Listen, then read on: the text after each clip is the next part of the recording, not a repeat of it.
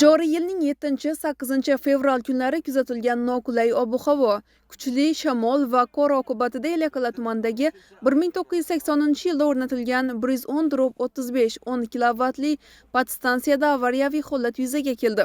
Bu esa tumanning ayrim hududlarida elektr ta'minotida vaqtinchalik uzilishlarga sabab bo'ldi. Qor, nam havo va loygarchilik ish sharoitini yanada og'irlashtirgan bo'lsa-da, energetiklar bir zum ham to'xtab qolmadi.